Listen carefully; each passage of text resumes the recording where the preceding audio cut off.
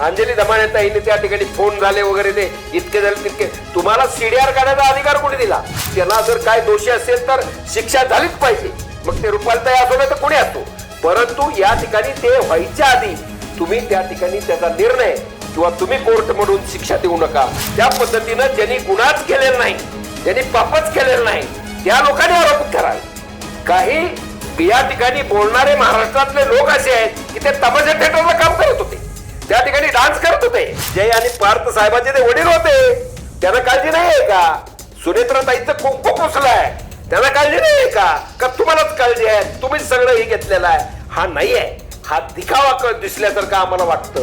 माझं म्हणणं आहे, ज्याचा बाप मेलेला आहे त्याने इथं मिशा काढायच्या, दुसऱ्यांनी मिशा काढायचं काय कारण आहे? तुझा कोण आहे तो? त्याच्या घरचे बघतील ना. नमस्कार, मी आहे संजना मोरे. तुमच्या सगळ्यांचं स्टार महाराष्ट्र न्यूज मध्ये स्वागत करते. आज आपल्या सोबत आहेत भाऊसाहेब अंधळकर, माजी सिनियर पोलीस इन्स्पेक्टर, पुणे ग्रामीण व शिवसेनेचे नेते. त्यांच्यासोबत आज आपण बातचीत करणार आहोत. भाऊसाहेब, तुमचं आज आमच्या चॅनलवर खूप स्वागत आहे. जय महाराष्ट्र. महाराष्ट्रात अशोक खरात प्रकरण हे सध्या खूप गाजतंय, तर ॲज अ माजी पोलीस तुम्ही काय सांगणार? समाजामध्ये आपला हिंदू समाज हा धार्मिक प्रवृत्तीकडे वळालेला आहे. साधू संतांची भूमी आपली आळंदी, देहू असेल, पंढरपूर असेल, अनेक साधू संतांचं योगदान हा समाज तयार करण्यामध्ये झालेला आहे. आणि असेच काही साधू किंवा ज्याचा वेश पांघरून समाजाची दिशाभूल करून समाजाला लुटणारेही त्यामध्ये पैदा होतात. त्यापैकी ही एक अनावरस पैदास ही खरातची झालेली आहे. आणि खरातच्या माध्यमातून या ठिकाणी काही महिला भगिनीला आमिष दाखवून नेते मंडळी, कारण एखाद्याची कीर्ती थोडीशी वाढली. आज आपल्याला माहिती आहे, आकर्षण म्हटलं की थोडंसं पुढारी असेल किंवा कुणी म्हणजे काही ग्रुपचे लीडर्स असतील, त्यांना बोलवणं, एखाद्याचं मंदिराचं उद्घाटन करणं किंवा काही कार्यक्रम करून घेणं, म्हणजे जनता त्या व्यक्तीला ओळखते. त्या पद्धतीनं खरातनं अशा लोकांना बोलवलं आणि त्या पद्धतीनं या ठिकाणी आपलं जे पाय आहे, हे जे विश्ववल्ली आहे, ते समाजापर्यंत खालपर्यंत पोहोचवण्याचं काम केलं. त्यामुळं खरातसारख्या नराधामाचा साधू त्याला म्हणताच येणार नाही, त्याला संत म्हणताच येणार नाही. हा भोंदू आहे, हे लिंग पिसाड आहे. आणि त्या दृष्टिकोनातनं याला पुढं शिक्षेचं तर प्रावधान आहेच, ते होईलच.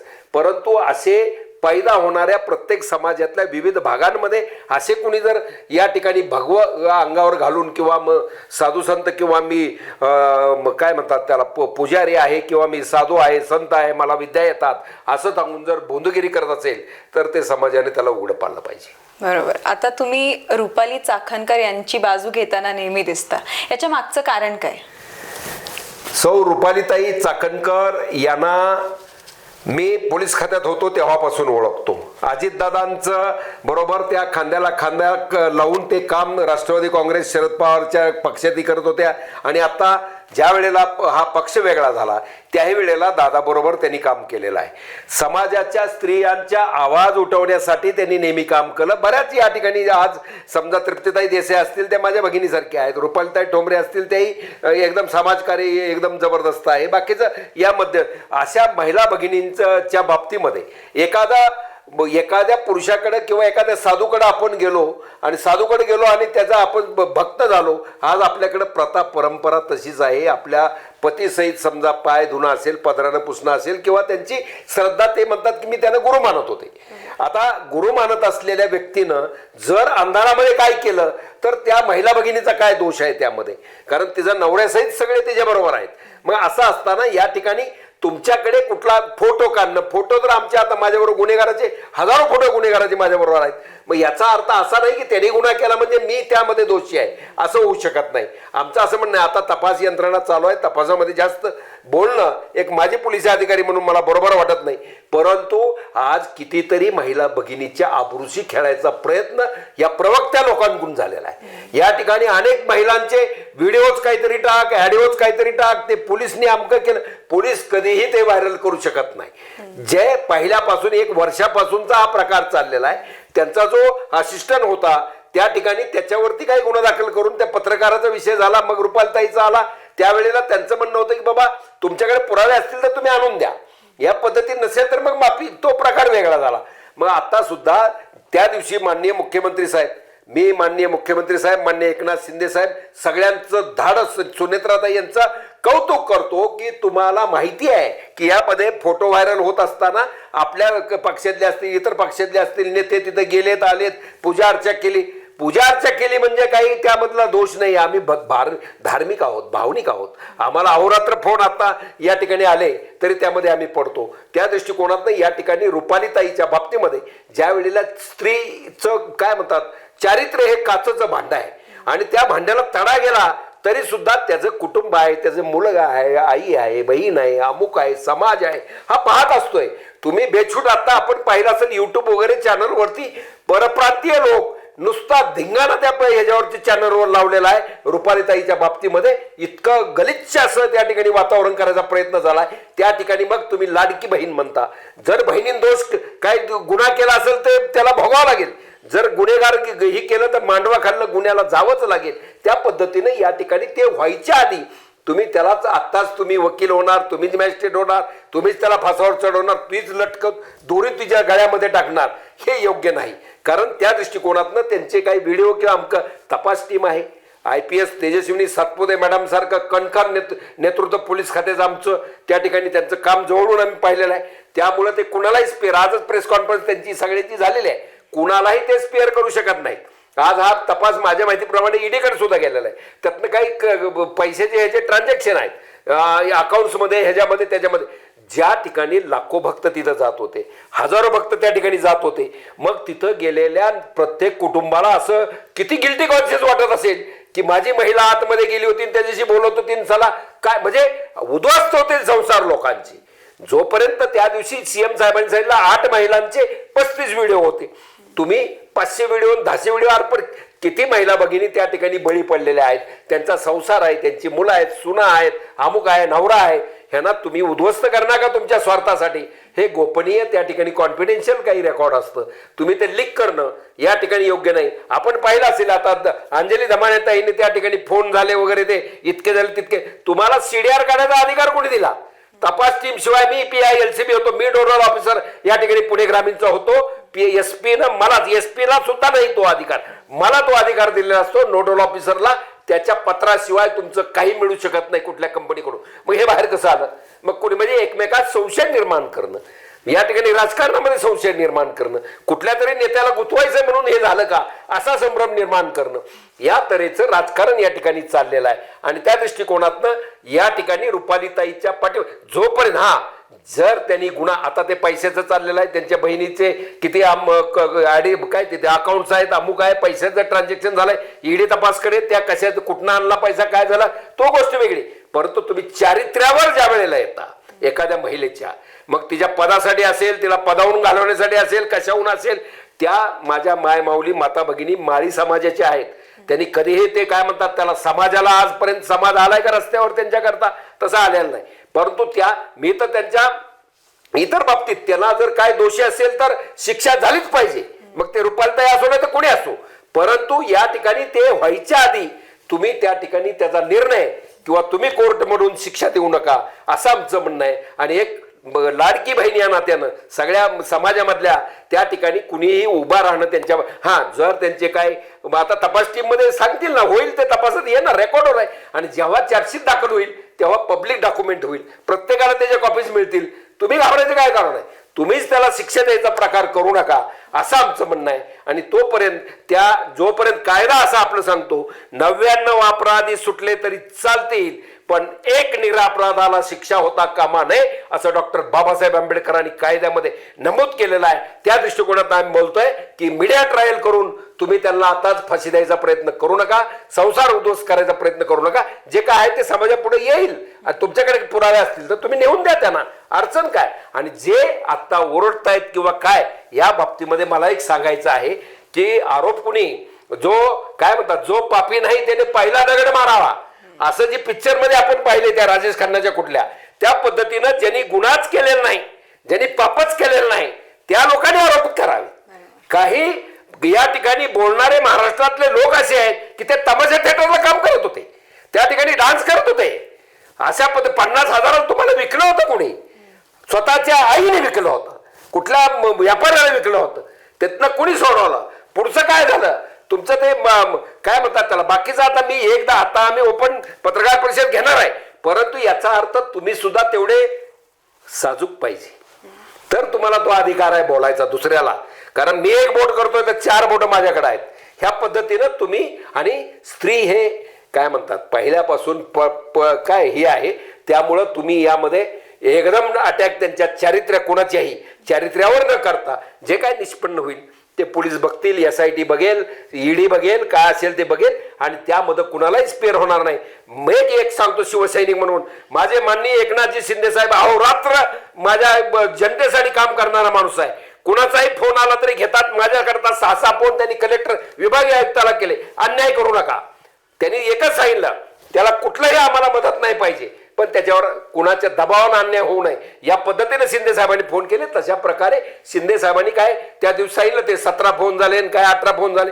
होणार फोन, नेता आहे तो, अहोरात्र 4-4 वाजेपर्यंत जागणारा माझा नेता आहे. अनाथाचा नाथ एक नाथ आहे, आणि त्यामुळं या ठिकाणी कुणी आरोप करणं हे दादांत ही आहे, खोट आहे. कुणाचे फोन कुणाला झाले, 177 फोन झाले, किती वर्षात झाले, किती जे झाले, किती ड्युरेशन आहे, कधी कशाला कारण काय असतील, त्यांची पूजा असेल, अर्चा असेल, अमका असेल, काय जमीन खरेदी विक्री आता काय चाललेलं समजा असतील ना, पण तुम्ही एकदमच त्याच्यावर चारित्र्यावर येणं हे योग्य मला वाटत नाही.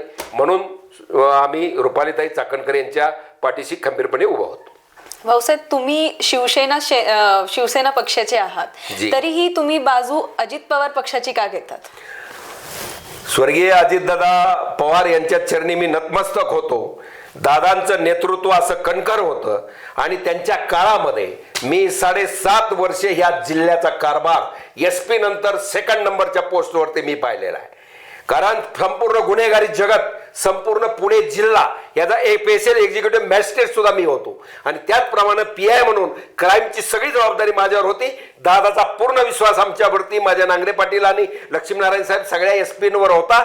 आणि ते काम करत असताना दादांचा आलेला अनुभव, दादांचं कौटुंबिक, माझ्या सुनेत्राताई वहिनी साहेब किंवा जय असतील साहेब, पार्थ साहेब असतील, यांच्या कुटुंबाशी मुसळे साहेब आमचे PA, ह्या सगळ्यांशी माझा हागंदारी मुक्त ते ह्याची काटेवाडी ते करण्यापासून, वृक्षारोपण करण्यापासून, तिथं स्पोर्ट्स घेण्यापासून, दादाचे माझे वहिनी साहेबांचे, नंतर अभिमान श्रीला वहिनी राहत होत्या त्या ठिकाणी, माझ्या ऑफिसच्याच बाजूला ते होतं. मुसळेंचं आमचं काय कुठलं काही कामं किरकोळ जनतेचे असतील त्या माध्यमातून, आणि पुन्हा शिवाजीनगरला त्या ठिकाणी, त्याप्रमाणे माझं एकदम कुटुंबातल्यासारखे माझे संबंध. मी मोहिते पाटलाकडे तिकडे होतो. विजय दादाचे हे सुद्धा मी 7व्या भावासारखं काम केलंय. आज रणजित दादा वगैरे खासदार आमदार त्यावेळेला 14, 15, 16 वर्षाचे होते, आज ते खासदार आमदार आहेत. म्हणजे याचा अर्थ त्या ठिकाणी माझ्या संबंधातनं जे मला माहिती आहे की ते कुटुंब काय आहे, आणि त्या दृष्टिकोनातनं या ठिकाणी अजितदादा गेल्यानंतर जे राजकारण सुरू झालं यामध्ये, 3ऱ्या दिवशी मी कुठं होतो तुम्ही सगळे व्हिडिओ पाहू शकता. मी त्या जिथं पेट ही होतं त्या ठिकाणी होतो. 2 दिवस आम्ही हल्लो नाही, काय रडत होतो. मी पोलीस अधिकारी होतो, मला काय एवढा त्याचा काय म्हणतात ही यावा, परंतु दादानी दिलेलं प्रेम, दादा होते म्हणूनच स्वर्गीय वसंत डावकर या मॅटर मध्ये आंधळकर आणि आंधळकरचं कुटुंब वाचलं. कारण नसताना माझ्यावर अन्यायकारक 3दा सस्पेंड आणि 7 वेळा बदल्या माझ्या केल्या गेल्या होत्या, पण दादा माझ्या पाठीशी, माझ्या भाऊसाहेब आंधळकर आणि नांगरे पाटलाच्या पाठीशी होते, म्हणून आम्ही वाचलो. आणि आज या ठिकाणी आपल्याशी आम्ही चर्चा करतोय, याची जाणीव आम्हाला आहे. आणि तुम्ही पक्ष किंवा जे काही राजकारण कौटुंबिक, आम्ही शरद पवार, रोहित पवार आमकं यांचे वैरी नाही आहे. आम्ही काय छोटे कार्यकर्ते आहोत. आम्ही एक छोटे कार्यकर्ते खेड्यातले काय म्हणतात, एक माजी पोलीस अधिकारी म्हणून या ठिकाणी सेवा केलेली आहे. परंतु तुमचं जे दिसतंय जनतेला ते मी अन्याय सहन करणारा सगळ्यात मोठा गुन्हेगार आहे. त्या पद्धतीनं तुम्ही विलिनीकरणाचा विषय 3ऱ्या दिवशी 2ऱ्या दिवशी सुरू केला. अजून चिता पेटायची आहे. तुमची बॉडी लँग्वेज काय होती रोहित दादाचं, अरे त्या काय म्हणतात जय आणि पार्थ साहेबाचे ते वडील होते, त्यांना काळजी नाही आहे का? सुनेत्राताईचं कुंकू पुसलाय, त्यांना काळजी नाही आहे का? तुम्हालाच काळजी आहे, तुम्हीच सगळं हे घेतलेलं आहे? हा नाही आहे, हा दिखावा दिसल्यासारखं आम्हाला वाटतं. तिथं बोलावं लागतंय.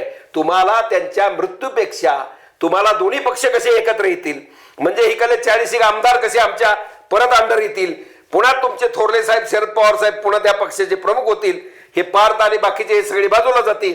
आणि म्हणून ही तुम्ही टीका आता सुद्धा जे चाललंय ते काय काँग्रेसचं किंवा बाकीच्याचं, किंवा एक मी सुप्रियाताईंचं या ठिकाणी युट्यूबला पाहिलं की पटेल आणि तटकरे जर इकडे प्रचाराला आले तर महायुतीला या ठिकाणी मताधिक्य कमी घटेल. काय कारण आहे? म्हणजे दादाच्या लोकांच्या भावना दादांशी आहेत. तुम्ही इथं राजकारण करता म्हणजे पटेल आणि तटकरेनं तुमचा पक्ष एकत्र येऊ दिला नाही, तुमची स्वप्नभंग केली, तुम्हाला मंत्री होता आलं नाही, तुम्हाला बाकीची स्वप्न काय करता आलं नाही, म्हणून तुम्ही हे जे करताय. सुनेत्राताईनं या ठिकाणी ठामपणे भूमिका घेतलेली आहे आणि त्याप्रमाणे त्या डेप्युटी सीएम झालेल्या आहेत. पार्थ साहेब या ठिकाणी खासदार झालेले आहेत आणि आता पोस्ट इतक्या काही गलिच्छ करतात. माझं म्हणणं आहे, ज्याचा बाप मेलेला आहे त्याने इथं मिशा काढायच्या, दुसऱ्यांनी मिशा काढायचं काय कारण आहे? तुझा कोण आहे तो? त्याच्या घरचे बघतील ना, त्यांनाही काळजी आहे. त्यांनी सीबीआय लावलेला आहे, अमकं लावलेलं आहे, इन्क्वायरी करता अमित शहा असतील, पंतप्रधान, सीएम सगळ्यांना त्यांनी पत्रव्यवहार केलेला आहे. त्यांना नको आहे का त्यांच्या मालका म्हणजे माणसाला काय झालंय ते पाहणं? परंतु तुम्ही राजकारणाकरता त्याचं भांडवल करत असाल तर त्याचा निषेध माजी पोलीस अधिकारी आणि एक शिवसैनिक म्हणून या ठिकाणी मी करतो. बरोबर. तुम्ही माजी पोलीस अधिकारी आहात सर, तरीही अजितदादा पवार या दुर्घटनेबद्दलचा गुन्हा हा महाराष्ट्रात दाखल होत नाही, हा कर्नाटकात होतो. त्याच्या मागचं कारण काय? यामध्ये आता कायद्यांमध्ये बराच बदल केला गेलेला आहे. कुठल्याही म्हणजे या देशामध्ये राहणारी व्यक्ती कुठल्याही राज्यामध्ये तो गुन्हा दाखल करू शकते, पण त्याला काय म्हणतात, त्याला परिस्थितीजन्य काही परिस्थिती निर्माण व्हावी लागते. एखादा ज्याला तक्रार द्यायची तो हलूच शकत नाही, तो कुठं ऍडमिट आहे, कुठं काहीतरी प्रॉब्लेम आहे, तो येऊच शकत नाही. त्यावेळेला संबंधित जवळच्या पोलिटिशियनला तो गुन्हा दाखल केला पाहिजे. यांना मी मगाशी पोस्ट करून टाकलंय की इथले पुढारी आपल्यासारखे मीडियाचे सगळे पदाधिकारी ह्या सगळ्यांना कायदा शिकवणं गरजेचं आहे. कायदा म्हणजे एफआयआर म्हणजे काय, एनसी म्हणजे काय, एडीआर म्हणजे काय, चार्जशीट म्हणजे काय, किंवा मारहाण केली थोबाड्यात लावली तर काय गुन्हा दाखल होतो, ह्या सगळ्याचं नॉलेज तुम्हाला असेल. पण या ठिकाणी क्राईमच्या बाबतीमध्ये तुम्ही आज 306 पूर्वीचा गुन्हा आहे की आत्महत्येला प्रवृत्त करणे, मग त्या गुन्ह्याला सुद्धा जन्मठेप आहे. पण तुम्ही त्यावेळेला म्हणजे तिसरंच चालू करता. या ठिकाणी मला सांगायचं, फलटणचं एकच उदाहरण देतो. त्यावेळेला त्या सुषमाताई आमदारे काय बाकीचं नौटंकी भिवटंकी काय करायचं ते केलं त्यांनी. काय झालं त्यामध्ये? मर्डरच आहे, असंच आहे, त्यांनीच मारला, ह्यांनीच मारला, तो बीजेपीचंच हॉटेल आहे. कारण राजकारण कुठपर्यंत चालणार तुमचं? यामध्ये आम्ही पुढे गेलो. फॅनला ज्या वेळेला चिटकवलं तिने सलवार आणि त्याचा फोटो सेल्फी काढून त्या 2 आरोपीला पाठवला होता की तुम्ही येता का नाही, मी गळपास घेते. ही माहिती रुपालीताईला माहिती होती. का माहिती होती? त्या महिला अध्यक्ष होत्या आणि त्यावेळेला एसपीने त्यांना ही माहिती दिली होती. ज्या वेळेला त्या बाईट द्यायचे किंवा तिथं आलेल्या आहेत तर त्यांना काय घडलंय, काय तपासात आलंय, तर त्या पद्धतीनं त्यांनी सांगितलं होतं. म्हणून रुपालीताईंनी त्या मुलीबद्दल काय बोलले. डॉक्टर महिला आमची भगिनी आहे, ती स्वर्गीय होती, पण तिच्याबद्दल बोलले की तुम्ही चारित्र्यावर, तिथं मात्र चारित्र्यावर गेला आणि तुमच्याकडे काही पुरावा नसतात. हिच्या चारित्र्याची फार काय म्हणतात त्याला काडी लावायचा प्रयत्न तुम्ही करता, हे योग्य नाही. असं मला नाही. त्या ठिकाणी मर्डर न निघता तिची आत्महत्याच निघाली. आत्महत्यात सुद्धा त्या फौजदारला परवा जामीन झाल्याचं तुम्ही ऐकलंय, बदने का मधने. आणि त्या पद्धतीने इथं जे घडलंय ते घडलंय. त्यात राजकारण, गुन्हेगाराला जात नसते, गुन्हेगार गुन्हेगार असतो. या ठिकाणी आपल्या मधलं ह्याचं जे घडलं प्रकरण, समजा ती लव जिहाद वगैरे अमकं तमकं, त्या मुलीच्या ह्याच्यावर आहे. मुलगी सज्ञान आहे, ती म्हणल तसंच होणार आहे, पहिल्यापासून आम्ही ठाम होतो. पण ह्यांनी राजकारण असं पेटवत नेलं, काय रस्ता काय असतील ते बाकीचं, असं करून चालणार नाही असं माझं म्हणणं आहे. आणि ह्या ठिकाणी आपला प्रश्न होता की तुम्ही कर्नाटक का हा, तर यामध्ये आपल्याला सीआरपीसी पूर्वीची 154 प्रमाणे फिर्याद कुठेही देता येते. परंतु या ठिकाणी यांना हेच कळत नाही. मला तेच सांगायचं, यांना ज्या वेळेला एखादा ऍक्सिडेंट होतो, हा ऍक्सिडेंटल डेथ आहे, ADR accident death, unnatural death आहे दादांची, नॅचरल डेथ नव्हे, अननॅचरल डेथ आहे. त्याबद्दल एडीआर दाखल आहे तालुका पोलीस स्टेशन बारामतीला आणि ते गुन्ह्यासारखंच आहे दाखल. ते दाखल मध्ये त्याचा तपास आता सीआयडी क्राईम करते किंवा इतर एजन्सीकडे आहे. मग हे करत असताना त्या तपासावरून जेव्हा काही जर काळं निष्पन्न झालं, तुमच्याकडे पुराव्यात तर तुम्ही पुरावे आणून द्या ना. एफआयआर म्हणजे तुम्हाला एफआयआर देण्यासंदर्भामध्ये आज एडीआर दाखल, तीच एफआयआर उद्याला ठरणार आहे. जे आता दाखल आहे ते, ज्या वेळेला एखाद्या अननोन पर्सनचा ऍक्सिडेंट होतो, तो माणूस मयत होतो, त्यावेळेला एडीआर दाखल होतो, पोस्टमॉर्टम होतं आणि त्याचे नातेवाईक जरी आले नसले तरी पोलीस फिर्यादी होतो आणि पोलीस गुन्हा दाखल करतो. एक सर्वसामान्य जनतेचा गुन्हा दाखल होऊ शकतो. अजितदादाचा का होत नाही, त्याला कारणही आहेत. याचा तपास चालू आहे. यामधलं काय किंतु परंतु काय तुमचे आरोप प्रत्यारोप किंवा सगळ्या बाजूने या अँगलनं टेक्निकल बाजू आहेत, फॉरेन्सिक बाजू आहेत, सगळ्या तपासून यामध्ये आणि आम्ही स्वतः तिथं जाऊन बघितलेलं आहे. ते झाडं नाही अमकं नाही म्हणजे आरोप किती सगळी बाबळीची इतकी मोठी बुडं असलेली झाडं आहेत, कुठं धडकले काय धडकले आम्ही दाखवलं ते. पण त्यामध्ये तुम्ही राजकारण न करता या ठिकाणी जर तुम्हाला एफ पोलिसाला भीती नाही काय, रोहित दादा पवार साहेब किंवा जय पवार काय ते योगेंद्र पवार हे फिर्याद द्यायला पब्लिक सहित इतकं पब्लिक घेऊन जायचं आणि फिर्याद घ्या म्हणायचं. मग पोलिसाला नोकरीची काळजी नाही काय? पण कायदा सांगतोय मला एडीआर दाखल आहे म्हणजे तुम्हाला काय म्हणायचं ते तिथं अर्ज दे, तुला काय तक्रार द्यायची ते त्या एडीआर मध्ये त्याचा तपास होईल आणि तपासात निष्पन्न झालं तर आमच्याकडे गुन्हा दाखल होईल. आता कर्नाटकमध्ये सीएम साहेबांनी परवा सांगितलं तिथं दाखल करून काय उपयोग नाही त्या गुन्ह्याचा, त्याचा इथं संदर्भच येत नाही. कारण फिर्यादी जी आहे काय चालू फिरू शकत नाही, फिर्याद येऊ शकत नाही, पोलीस स्टेशन येऊ शकत नाही. तुमची जी तक्रार होती सीआयडी क्राईमला तुम्ही दिली, तुम्ही त्या तालुका पोलीस स्टेशनला दिली. मग त्याच्यात या अर्ज म्हणजेच एफ आय आर होते, एडीआर म्हणजे एफ आय आर होते. एनसी असेल तरी ती फिर्याद होऊ शकते, पुन्हा नॉन कॉग्निजेबल आहे ती कॉग्निजेबल होऊ शकते. आणि त्या दृष्टिकोनातून या ठिकाणी काम चाललेलं आहे. महाराष्ट्र पोलीस दल याचा स्वाभिमान अभिमान गर्व आहे आणि यामध्ये कुठल्याही कुणाला स्पेअर केलं जाणार नाही. आजही सांगितलं आता तपास तुमचे फोन का झाले अमकं झालं सगळ्या पुढाऱ्यांचे याचे स्टेटमेंट होतील ना, स्टेटमेंट होतील. यामध्ये लगेच त्याचा काय म्हणतात काय ते भांडवल करणं हे योग्य नाही असं म्हणणं आहे. आणि ज्या महिला भगिनी या ठिकाणी जे व्हायरल होते ते आम्ही त्या ठिकाणी मानलो की जर कुणी व्हिडिओ व्हायरल करत असेल त्याच्यावर गुन्हे दाखल करा. मला आला मी फॉरवर्ड केलं तर माझ्यावर गुन्हे दाखल व्हायला पाहिजे. या पद्धतीचं आहे. महिलांच्या आबरूशी खेळणं हे योग्य नाही. तुम्ही महिला भगिनी आज सगळ्या, मग तुम्ही दुसऱ्याच्या आबरूशी खेळता तुमच्या राजकारणासाठी, हे योग्य नाही. म्हणून या ठिकाणी फिर्याद जी झालेली आहे अजून म्हणजे ती करणार त्याचा उपयोग या इथं होत नाही. ते आलं तरी ह्यात समाविष्ट होणार ह्याच एडीआर मध्ये. आणि या एडीआर अनुसार जर ह्यामध्ये काही काय म्हणतात क्रिमिनल बाजू काही निष्पन्न झाली तर क्रिमिनल गुन्हा होणार. त्यावेळेला पार्थ पवार, जय पवार किंवा सुनेत्राताई किंवा या ठिकाणी रोहित दादा कुणाच्या तुम्ही जर आलात तर फिर्याद घेतील.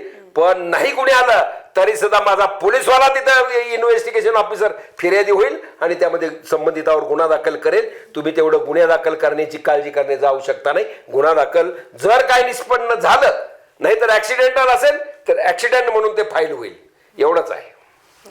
खूप खूप धन्यवाद सर, आज तुम्ही तुमचा अमूल्य वेळ आमच्या चॅनलला दिल्याबद्दल. थँक्यू. आणि अशाच महत्त्वाच्या मुलाखती बघण्यासाठी स्टार महाराष्ट्र न्यूज पाहत रहा. धन्यवाद.